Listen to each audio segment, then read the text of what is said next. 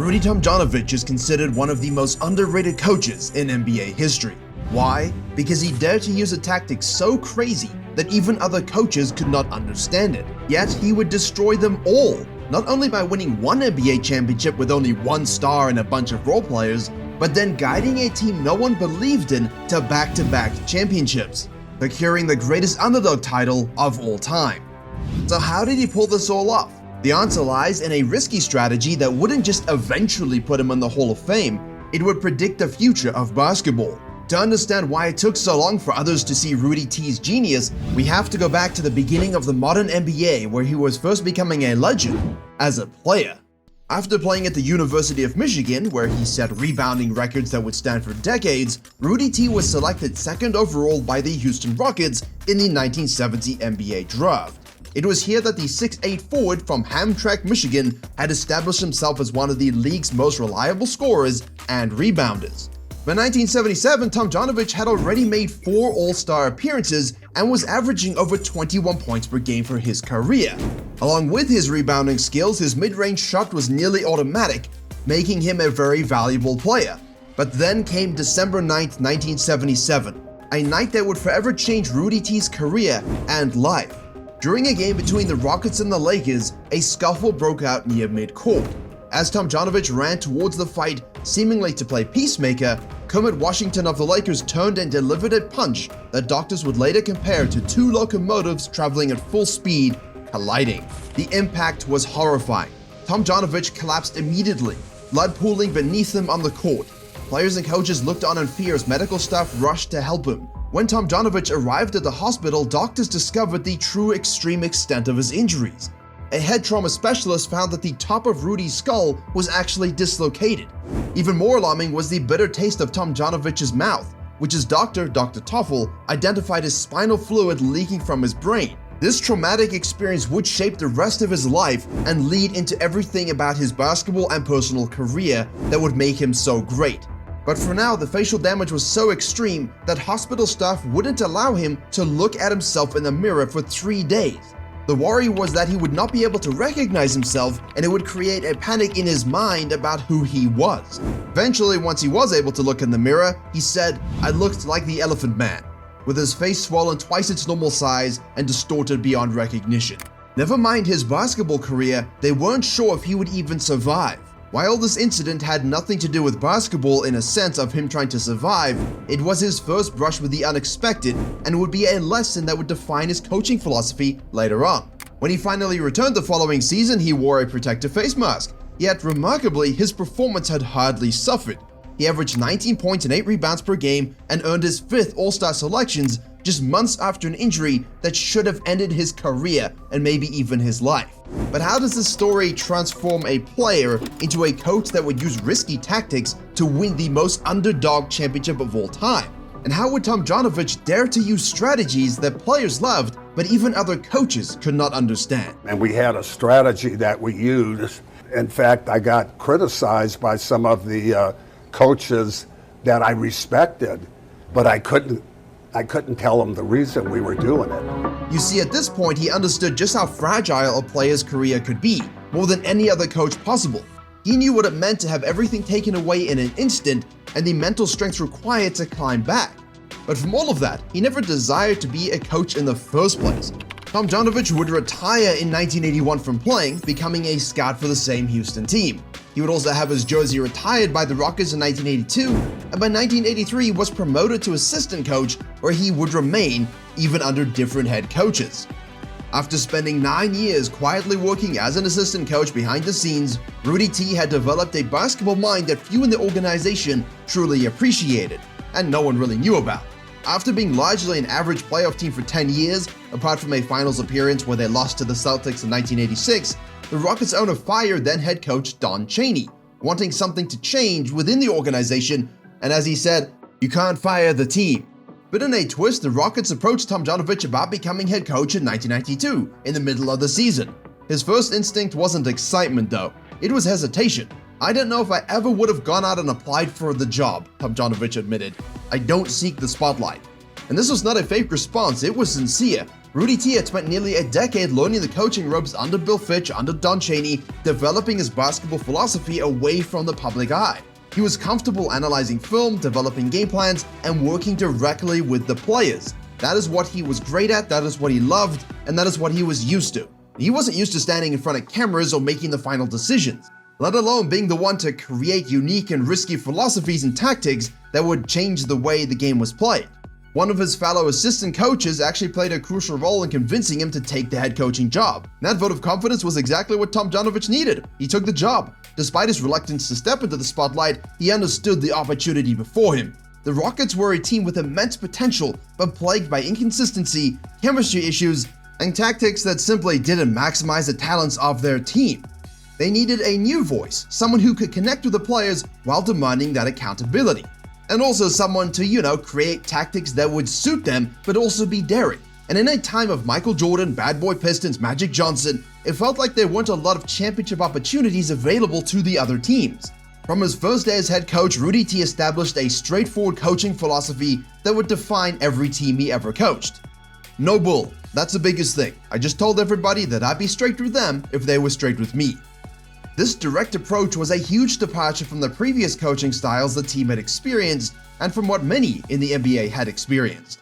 However, players quickly learned that while he wasn't a tyrant, he also wasn't a pushover. He had witnessed firsthand how talent alone didn't guarantee success in the NBA. He never won a championship as a player, and he saw how they lost in the finals to the Celtics in '86. Chemistry, trust, and a unified approach mattered just as much, if not more. However, this player-centered approach is what made him unique. Having been an all-star player himself, he understood the game from that perspective. He gave his team enough structure to be organized, but enough freedom to utilize their natural talents. And his approach and straightforward nature earned him immediate respect in the locker room. He understood that it was a players' league, as many great coaches have said, but they still need guidance, leadership, and tactics that maximize their talent as a team. But what would this strategy ultimately be? And despite it perhaps being risky, could the Rockets find the ultimate success of an NBA championship? Well, to say that few expected him to revolutionize NBA offense would be an understatement. But no one at the time realized it would actually predict the future. In the early 90s, the NBA was dominated by isolation-heavy offenses and bruising post play. Now, it's not like he wouldn't use that, he would, but there would be a really massive twist to it. Teams like the Knicks and Bulls thrived on physical defense and methodical half-court plays. But Tomjanovich saw basketball differently. Rather than following convention, he built something truly unique around his superstar center, Hakeem Olajuwon, the absolute beastly MVP-level player and defensive powerhouse. Despite being in the league for a while and his outrageous amount of points, rebounds, and blocks, he had yet to earn any sort of MVP or Defensive Player of the Year award. Well, this might change under the first full season of playing for Coach Rudy T. Olajuwon, also known as the Dream for his beautiful finesse but powerful game, well, he earned that nickname from a dunk, but it doesn't take away from the fact he was one of the most dominant defensive players of all time, while still carrying the load offensively with his poise and dream shake move. Tomjanovich knew the real genius of his potential system wasn't just placing Hakeem at its center, but in how he maximized everything around his singular superstar. We knew Hakeem had to be the ticket, the main guy, and we were going to find ways to make it very efficient to go to him. The name of this tactic? 1 in, 4 out. Well, that's how we'd call it today, as it didn't really have a name, but it would become known as his main strategy. Rudy T's in and out spacing strategy, if you will. And it was powerful. It was all because of that in and out game. But how exactly would this work? While other teams packed the paint with multiple big men, Tomjanovich cleared space around Hakeem, surrounding him with shooters positioned strategically at the perimeter. This spacing created a tactical nightmare for opposing defenses who had to choose between letting Hakeem dominate them one-on-one or leaving deadly shooters open. What made this system truly innovative was how it anticipated where the game was heading decades before everybody else caught on. When teams sent 2 defenders to try and stop Hakeem, Rudy T didn't see it as a problem. He saw it as an opportunity. Think about it. If 2 defenders are committed to Olajuwon, that means 4 offensive players are being guarded by just 3 defenders somewhere else. Rudy's strategy was as follows. He knew defenses had to double dream in order to beat him. So he created this in-and-out passing where Hakeem could pass the ball back out to the perimeter. The Rockets would then use their spacing and swing it as fast as possible. Hakeem would get a break from the defenders hounding him, and they could either give it back to him as planned, always to go through Hakeem, or as they often did, they could take open three-pointers. A defense can't out-rotate a pass, and as such, the Rockets would really practice it. We worked every single day on passing the ball to the post, how to throw it in, how sharp to throw it in, where to throw it. And a lot of people don't take that much time. They think that's, why are we doing this? And at times our players got sick of it, but I say, hey, we're going to keep doing it. And I thought that was the secret to our success. And then getting good players who could make those shots, those three-point shots. Having 4 out would not be the only strategy they did. They used many different formations, but their principles remained the same, using in and out and a lot of spacing. Shooters weren't randomly positioned. They were placed in precise locations to punish any defensive rotation, and the Rockets knew where they were each going to be. Much like how you know where you need to go in order to subscribe to the GOAT Authority. Kenny Smith, one of these three-point shooters, thrived in this environment. When the defenders predictably collapsed on Hakeem, Smith and other Rocket shooters would make them pay. The system was tailor-made to enhance each player's strengths while minimizing their weaknesses. The ultimate goal of a coach, but where only the great ones who win championships actually succeed. Robert Horry would later become known as Big Shot Rob for his clutch shooting, and he credits Rudy T's system for his development. Horry said, "The way Coach Rudy designed our offense was perfect for my game. I could play off Hakeem and I always had the space I needed to be effective. But this daring tactic went even deeper. Because what's truly remarkable is how ahead of his time Tomjanovich was with his emphasis on three-point shooting.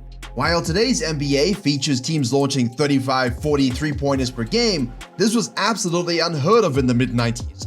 As the Rockets refined this offense, it would end up with the 1994-1995 team becoming the first in NBA history to have 25% of their field goal attempts come from beyond the three-point line. This is something most teams wouldn't do until nearly 2 decades later.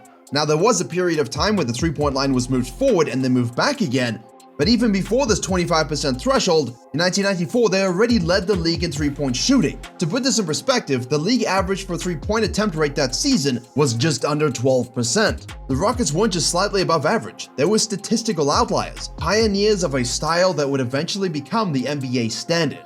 Today's 4-out-1 in offenses run by teams like the Milwaukee Bucks with Giannis Antetokounmpo can trace their tactical ideas directly back to Rudy T's Rockets. However, what's overlooked about the offensive system was its tactical flexibility. Yes, his system meant having defined roles, but it was based upon each player's strengths. It was always about making the player be in their best situation to succeed. And this approach created buy-in from the entire roster as everyone felt their abilities were being properly utilized. Something that would allow his in-and-out spacing offense to evolve if needed, and it would in the very near future. The impact of the Rockets offense, though, went far beyond just creating open shots. It fundamentally changed how defenses had to approach guarding Hakeem. Traditional defensive schemes were built around, predictable situations, what the league was doing. But Coach Rudy's spacing patterns made those rotations very difficult to execute. Help too aggressively from the wrong spot, and the Rockets would punish you with a wide-open three. Stay connected to shooters, and Olajuwon would destroy you one-on-one. These tactics created a no-win situation for opposing coaches. Every defensive coverage had a built-in countermeasure to the system. And what makes all of this more impressive is that Rudy T implemented this risky system without the benefit of today's advanced analytics. He intuitively understood concepts that would later be validated by data. He was a coach who had studied so much film he almost had the data in his brain, from things like the value of three-point shooting volume to advanced spacing, the advantage of creating and forcing defensive rotations. This is what ultimately made it risky. There was not a lot of data to suggest it could work, and it relied on every player stepping up every game. This was evident by Vernon Maxwell, another key shooter in the system. He thrived with the space created by Hakeem's gravity, but despite shooting most threes on the team, he was not very accurate. He was reliable, but he was streaky. However, he would be their leading playmaker with assists and lead the team in steals as well in this 94 season. The question now becomes, how could a coach who would dare to use such unique tactics overcome teams with superior talent? And would he be able to use the power of a single superstar surrounded by role players to defeat the physically dominant teams of the 1990s? The foundation Rudy laid was strong, but nobody imagined what would happen next. In his first full season, the Rockets managed to greatly rise above being an average team, grabbing the second seed in the Western Conference by being 8th in offensive rating and 4th for defense. Of course, this was behind the power of Hakeem, who would win Defensive Player of the Year in dominating fashion.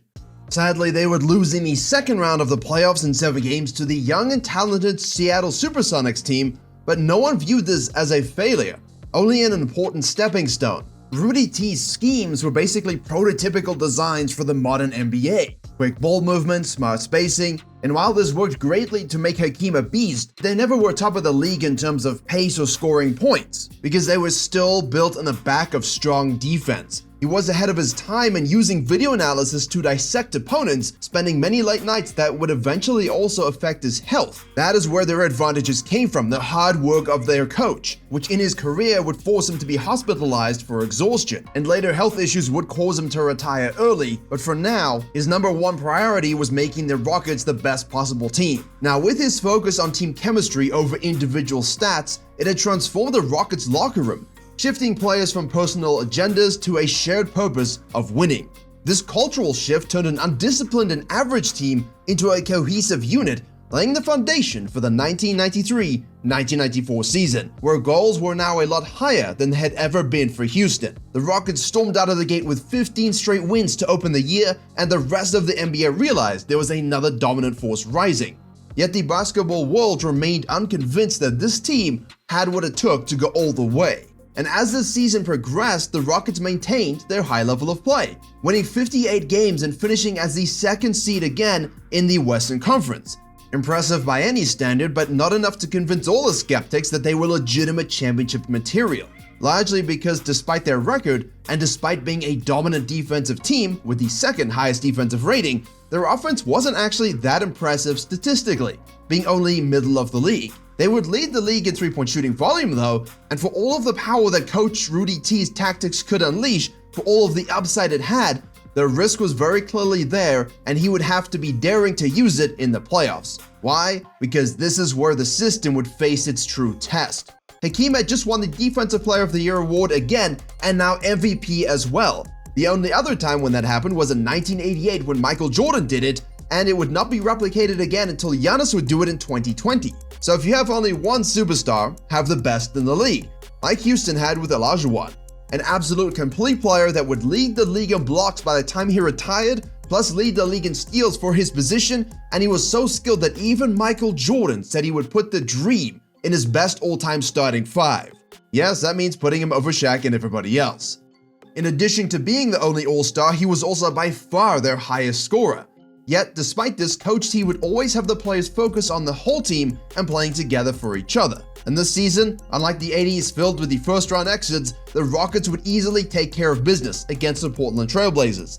Next would come the Phoenix Suns in the second round, the highest-scoring team in the league, led by the previous MVP, Charles Barkley. This would not go as easily. Early struggles and a 2-0 deficit led Houston media to label them Choke City, a painful reminder of past playoff disappointments, but not just for the NBA team, for every other professional sports team in Houston throwing huge playoff leads. It wasn't just that they lost both games here, it was that they had commanding leads and threw them away, showing what many believe to be mental weakness. Unified by their strong-willed coach, the team used this insult as motivation and fought as hard as they could to win the series 4-3 to advance to the third round, the Western Conference Finals, against the number 1 seeded 63-win Utah Jazz, John Stockton and Karl Malone. And for this, the Houston Chronicles labeled them Clutch City for the comeback and the realization they had a chance at an NBA title. But first, they had to win one more series. Well, despite all that lead up, you'd think they'd go to battle for 7 games, but the Rockets just took care of business as Hakeem dominated Malone and, well, everybody. Series over 4-1. Coach Tomjanovich's strategy had worked so far, the dare had paid off, and the tactics had been proven. But the ultimate test would be when the Rockets faced the New York Knicks in the NBA Finals. The Knicks, coached by Pat Riley, were the complete opposite of Rudy's team. They played a bruising, physical style of basketball that had ground opponents down to the ground throughout the playoffs. Tomjanovich noted how the Knicks would tag team Olajuwon using multiple defenders to physically challenge the Rockets star. While Pat Riley was the 5-time champion coach who was the leader of the dominant 1980s Showtime Lakers, but he had exchanged finesse for bully ball. This series became a battle of basketball tactics. Riley's structured defense-first approach against Tomjanovich's fluid system held together with the best defensive player in the league. The games were brutal, low-scoring affairs. They tested the Rockets players and commitment to Rudy's strategies. Also, when the Knicks are, grinding you down, but you have an amazing defensive team that can kind of play the same game, you're in a good position, because as soon as you have openings on the offensive end, you know your offense can take them. Houston found themselves losing Game 5 though and going down 3-2 in the series. Game 6 was no different than any other in these NBA Finals, with it coming down to the final play of the game. The Rockets were leading by 2, and the Knicks were going to attempt to shoot for 3 to win it. Rockets lead by 2, and here is Starks. With a look from 3, it's tipped, and it's knocked away, and the Rockets win! Seeing a large, big center make up that ground and block the shot proved he was the best defensive player in the league, if you needed more evidence. This would take it to a Game 7, and it would represent the final result of everything Coach Rudy had built so far with the Rockets. While the Knicks had some very poor shooting, the story was really about Olajuwon, who absolutely shut down the Knicks superstar Patrick Ewing the entire series. He outscored him, out-rebounded him, and shot way more efficiently. And in Game 7, he led the Rockets in points, rebounds, and assists. Domination. When the final buzzer sounded, the Rockets had earned their first ever NBA championship, delivering Houston its first major sports title as a city. The victory wasn't just a triumph for the team. It was a complete validation of Tomjanovich's coaching philosophy and daring tactic. His belief that players would thrive when trusted to make decisions within a system designed to maximize their collective strengths had been proven correct on basketball's biggest stage. The risk of shooting more threes, of playing 1 in 4 out, and of trusting a singular superstar around dedicated role players had paid off. Because if you go through the history of all the NBA championships, you tell me how many teams won a championship with only one All-Star, and that was us. That shows you how good we were as a team.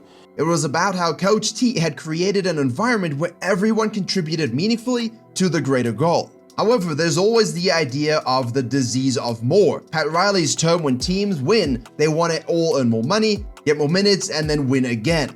So while winning a championship is an incredible achievement, how could the Houston Rockets defend one against impossible odds? That is something entirely different. While most championship teams enjoy a season of dominance and respect and stability, Rudy's Rockets now face an entirely different challenge. The strategies were successful, but in the following year of 1994-1995, he would be one of the only coaches that would dare to do something insanely drastic in the middle of the season, simply to get to the playoffs as a somewhat competitive team. Could a struggling defending champion find a way to repeat when no team in history with their level of play had ever even reached the finals? And what would his team and tactics look like by the time the playoffs arrived? Well, the 1994-1995 season began with the high expectations, obviously, but little suggested they'd make history, and not always for the right reasons. Their average record reflected a team battling injuries, suspensions, fatigue, and possibly just coasting throughout the regular season. Chemistry issues occurred with Maxwell, and a lack of consistency led to a controversial Valentine's Day trade, sending reliable rebounder Otis Thorpe, an important member for this Houston team, to Portland for aging star Clyde Drexler, a superstar in his own right, but on the back end of his career. At first, the move seemed like a mistake. The Rockets went 17-19 after the trade, playing worse than before Drexler's arrival, and without Thorpe, they lost size, rebounding, and defensive toughness. And now Coach Rudy T's tactics had to be shifted again with this new roster. But ever the coach who studied the film, Coach Rudy Tomjanovich saw something others couldn't. You see, Drexler and Hakeem had played together at the University of Houston, and this move was about more than stats. It was about championship DNA. While critics questioned trading for a 31-year-old, Rudy understood the intangibles Drexler would bring. Even teammates would mention Clyde kept a motivational poster of the previous year's championship in his locker. It was his daily reminder of what we were fighting for. The regular season struggles masked Drexler's true impact. When Hakeem missed time with anemia, Drexler stepped up in a big way, averaging 28 points and 9 rebounds per game. Remember, they weren't winning a lot, but the stretch was crucial nonetheless, just to keep the team afloat, but also to help Clyde establish himself within Rudy T's system. Rudy T's offensive tactic was still in place, but now it had a secondary playmaker. someone who could relieve pressure on Olajuwon and attack in transition. But Drexler could also create his own shot, cut, and to give Hakeem another player who could absorb a lot of defensive pressure. However, without many games together, they had actually failed to reach 50 wins on the season. They had fallen from second in defensive rating in 1994 down to 12th, and that'll happen when you play smaller and wider while everyone else is just pounding the middle. However, their offense had remained effective, they just weren't instilling fear into the other teams, and they would be underdogs throughout the playoffs. No team seeded that low had ever won a championship. Not in the modern game, the last time were the Celtics in the 60s. They would need to defeat 4 teams who collectively won 238 regular season games, including 2, well basically 3, 60-win powerhouses. Remember, a 50-win team is a contender, mostly, but a 60-win team? Favorites. Especially with the Spurs, considering they were the 1 seed and David Robinson had just won the league MVP. This would be something Olajuwon would not be happy to see. The first-round matchup against the 60-win Utah Jazz embodied the impossible road ahead, and even though they were underdogs, it seemed Choke City had returned down 2-1 in the best-of-5 series. They were trailing 82-75 with under 6 minutes left in Game 5. Elimination seemed inevitable. But this is where Rudy's coaching brilliance emerged. Rather than panic, he told the team he believed in them and once more trusted them to bring it home. Sometimes a coach just has to generate the confidence necessary to maximize the talent he knows his players have. The Jazz wouldn't score for 4 minutes straight, and Hakeem and Drexler finished a remarkable comeback, stunning the Jazz and winning the series. This would send the underdogs to the second round against Phoenix, and it would offer an even greater test, but would also allow Rudy T to evolve his strategy even further. They were behind in the series 3-1 and would now face elimination in 3 straight games, which they would have to win all of, if they wanted to go through into the next round. Most teams would crumble under such pressure, but Tomjanovich's calm demeanor kept his players focused. His players would even recall that when they were losing, Rudy never lost hope or was down. He wanted us to keep fighting, keep our heads up and stick together. And even other coaches would say they don't seem to get rattled no matter the circumstances. You have to be impressed. Throughout each winner-go-home game in the series, Tomjanovich would figure out that lineups that had Robert Horry playing the typical power forward position, Elijah player's position, allowed them to stretch the floor even more for Hakeem and for their shooting. So that was really when we made that change, and it was because Robert was so good on defense, especially the way Barkley would try to do it. But then it started us in a more of a small ball offense. Right. And everybody says, oh, yeah, Rudy started it when he did that and all that. It wasn't that I had a vision. I liked small ball, but it was just to put Robert on Barkley. Yeah. I laugh at all these people who tell me, oh, we started small ball. I'm not going to call any names. But the Rockets were the ones that started small ball with me, moving me to the power forward. And started because it all started playing against Charles Barkley. This daring tactic that gave Barkley time to feast, as he likes to do, would pay dividends. So it seemed that Clutch City would make a return more than Choke City. They would even up the series 3-3, and Game 7 in Phoenix produced one of the most iconic moments in NBA and Rockets history. With seconds remaining in a tied game, Mario Elie caught a pass in the corner and launched a three-pointer that found nothing but net. As the ball dropped through, Eli blew a kiss towards the Phoenix bench, now known as the Kiss of Death. It silenced the crowd and propelled the Rockets to the conference finals. The second time in NBA history a team had come back from a 3-1 deficit, and also the first time since the Celtics in the 60s. While they didn't want to be the 6th seed and they would have preferred to dominate yet again, they were now enjoying and relishing being the underdogs. In this conference finals, they would face the top-seeded San Antonio Spurs, where Rudy T faced a unique motivational opportunity. David Robinson had just been awarded the league MVP trophy in a ceremony before Game 2. The Rockets were losing 1-0. Hakeem Olajuwon was sitting courtside watching the presentation. Tomjanovich had done such a great job with his team in building them together that everyone understood what it meant not only to Hakeem, but also themselves. With Horry saying that you could see the steam coming out of his ears and that it was his trophy. With Drexler recalling that Dream said, "Do not worry, we will get the big trophy." Even if Dream said it didn't bother him, it clearly did. Because honestly, what followed was basketball in art form. Olajuwon dominated Robinson with a display of footwork and skill rarely witnessed in playoff history. Well, NBA history. He poured in 41 points and 16 rebounds. For the series, he averaged 35.3 points, 12.5 rebounds, 5 assists, and 4.2 blocks, while shooting 56% against the league's best defensive team, who were favorites to get to the finals. And in a series-clinching Game 6, Hakeem poured in another 39 points, leaving no doubt about who the most dominant center in basketball truly was. The number 6 seed was now destined for the NBA Finals against the number 1 seeded Eastern Conference champions, the Orlando Magic. And Rudy T would take the ultimate version of his tactic and start every game with it against the very powerful Magic offense. After all, the Rockets could rely on their back-to-back Defensive Player of the Year. They would be facing the best duo in the league with Shaquille O'Neal and Penny Hardaway. The Rockets were again underdogs, as they had been in every series they played this year.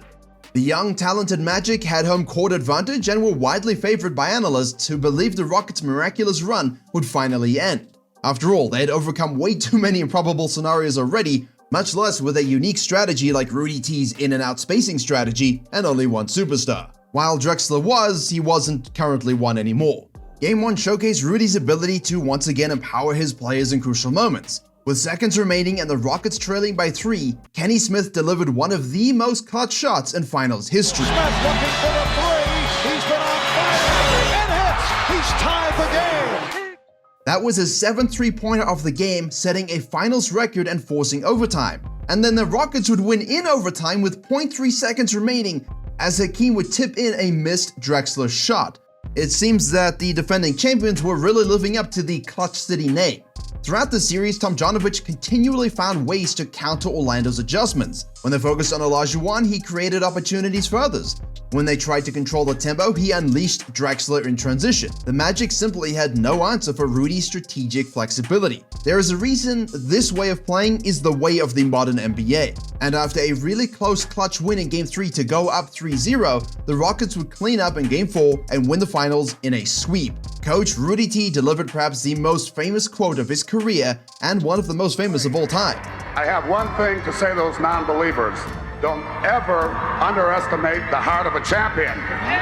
And with all the tactics used and the power of Drexler on his team, Olajuwon had absolutely decimated the Magic and destroyed Shaq. He was once again the finals MVP. This championship run stands as most likely the greatest in NBA history. No 6th seed had ever accomplished anything remotely similar, not before and not since. He wasn't just a championship coach, he was a visionary. He pioneered the 4-out-1-in system that foreshadowed the modern NBA with pace, space, and three-point shooting. He had transformed the Houston Rockets into back-to-back champions.